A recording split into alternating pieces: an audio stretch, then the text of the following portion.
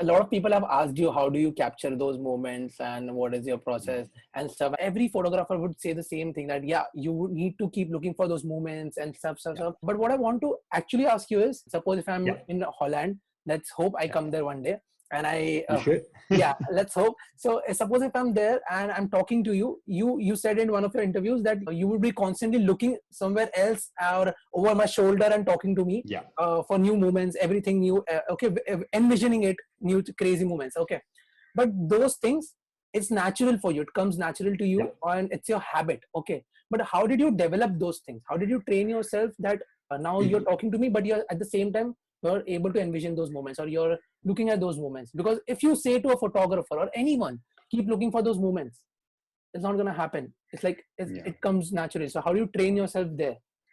Well, I think it's cool that you bring this up, because if we would be talking during a festival, I'd be annoying as hell, because I would be looking over your shoulders like nonstop, always looking for things happening. And the thing is, I started out in skateboard and snowboard photography, and that's the type of photography where you got to really visualize things happening motion-wise, you know. So it's not like a fashion shoot that you can visualize, I want to have these clothes, person standing there. You got to visualize a movement, and you're going to capture that one spot in that movement.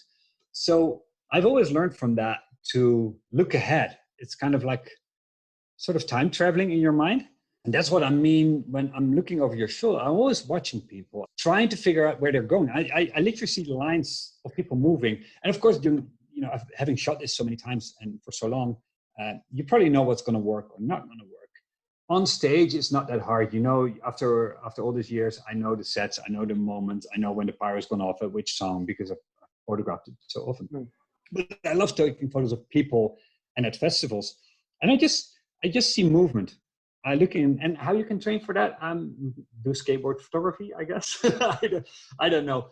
I'm not sure if you can learn that, or if I have this ability. If I had this forever, I think so. I think so. It kind of becomes your muscle memory, or a thing which is directly entered into your subconscious mind. Like if that is exactly the word, muscle memory. Yeah, that's well said. I couldn't have said it better.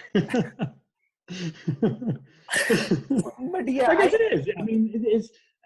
People, it's kind of funny. You heard about the 10,000 hour rule, maybe. It's like people say that you are a master of things when you've done something for 10,000 hours. And the funny thing is, I've calculated that just roughly. You know, I said I've shot this many weekends, this many hours.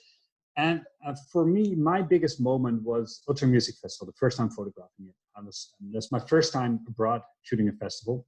If you can ever make it there, it's wild. You know, it's spring break. Everybody's in bikinis, all the girls. There's this beautiful vibe, and people are dancing like they don't dance in Holland. There's so much energy. So I photographed it for the first time, and everything that was in my head, my snowboard photography, my travel photography, all the stuff that I learned during the festivals, it just came together that weekend. And that is my breakthrough series of photos for me. You know, that series went viral.